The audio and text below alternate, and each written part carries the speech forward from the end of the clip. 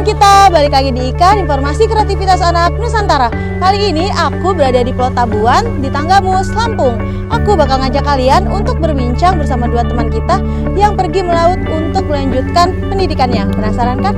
Yuk ikuti terus. Pulau Tabuan merupakan pulau terpencil yang terletak di Kecamatan Cukubalak, Tanggamus, Lampung. Untuk sampai di sana, kita harus menempuh jarak sekitar 63 km dari kota Tanggamus. Tidak hanya itu, kita akan melewati jalan yang berkelok dan menaiki sampan nelayan milik warga.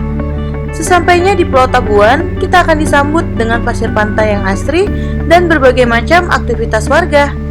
Mayoritas mata pencarian penduduk Pulau Tabuan adalah nelayan. Tidak hanya orang tua, anak-anak pun banyak yang menjadi nelayan sejak kecil untuk membantu orang tua dan meneruskan pendidikannya. Seperti teman kita Alfian yang sudah mencari ikan sejak kelas 3 SD. Orang tua Alfian pun merupakan seorang nelayan loh teman kita.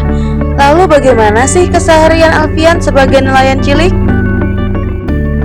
Kembali lagi.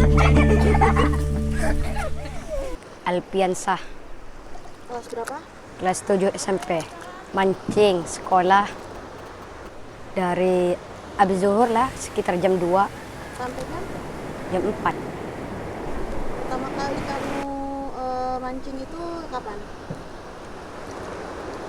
Kelas 3 SD. Iya, buat sekolah disimpan, buat beli buku sekolah.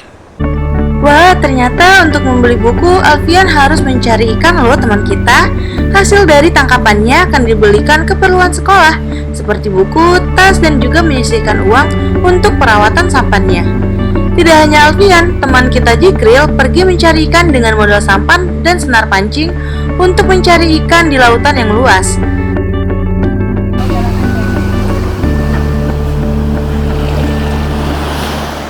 Nama saya Zikril Hasan, umur 16 tahun, tempat di Pulau Tabuan, SMP. Kesehariannya ngapain aja sih? Sehari mancing. Kamu pakai punya sendiri atau ada yang punya? Punya sendiri. Oh, punya sendiri. Kalau nangkap ikan gini, jualnya ke siapa? Tempat pelele, Tahu tak? pelele, Pelele. pembeli. Oh, pembeli. Itu kalau mau pergi ke laut, keamanannya gimana kamu? Oh, ada keamanan tambahan nggak? Tidak ada. Hasil tangkapan Jikril nantinya akan dijual kepada pelapak yang ada di Pulau Tabuan. Jikril pergi mencari ikan dari jam 12 siang sampai jam 10 malam. Sisa waktu yang Jikril punya akan digunakan untuk belajar loh teman kita. Sayangnya masih banyak anak-anak Pulau Tabuan yang mencari ikan tanpa menggunakan pengaman. Sehingga tidak banyak di antara mereka yang terluka bahkan sampai kehilangan nyawa. Hal ini mereka lakukan demi bisa meneruskan pendidikannya.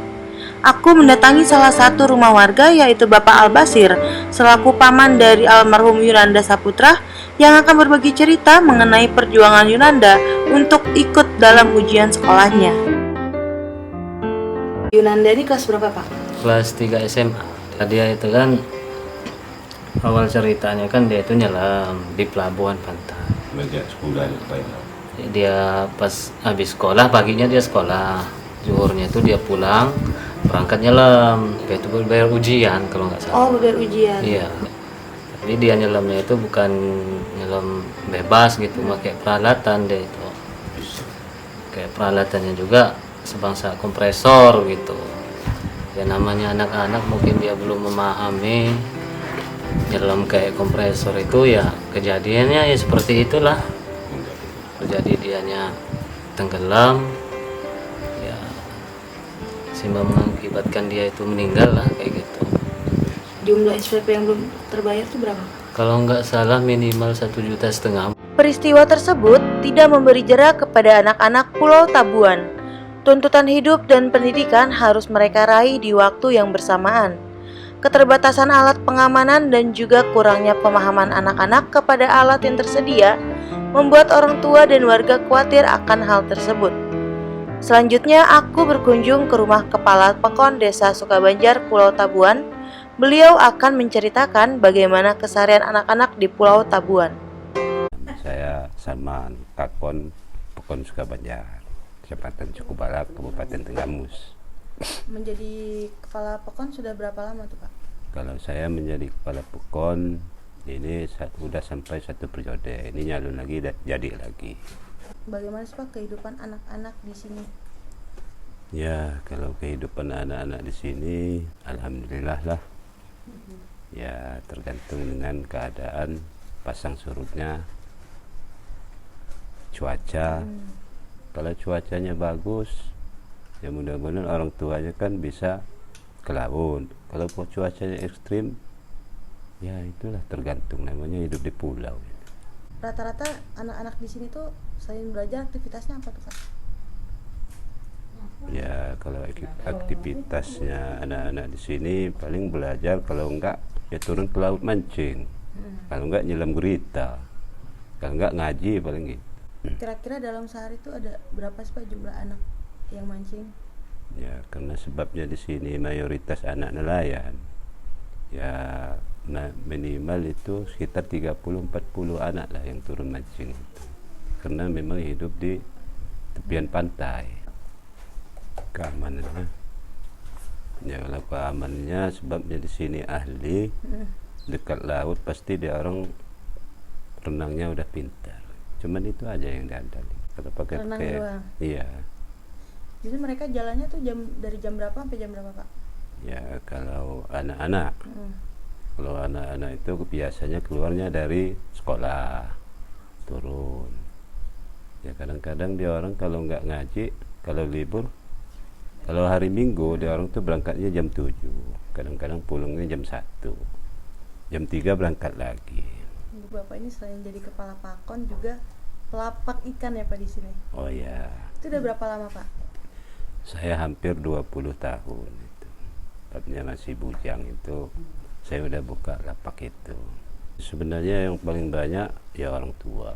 Sebabnya karena anak-anak itu kan terbatas. Karena disebabkan dia orang masih pendidikan dan masih ngaji. Ya kalau sekarang ini kan yang paling tinggi kan kayak kakap merah. Kalau kata orang sini kikil, balong itu yang tinggi. Kalau enggak gurita, itu yang harganya lumayan tinggi. Di sini minimal 15 ribu.